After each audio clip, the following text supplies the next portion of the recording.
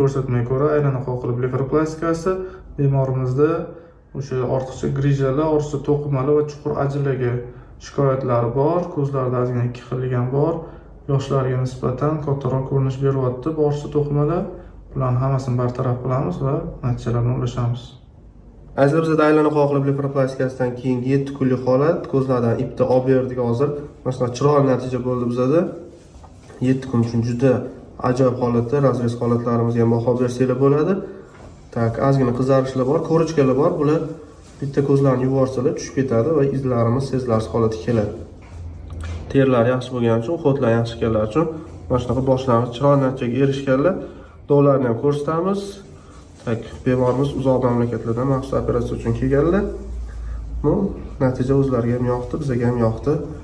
-15 yosh effektiga baho beringlar, hech qanaqa filtrlasiz, hech qanaqa photoshoplarsiz, sizlar uchun maxsus.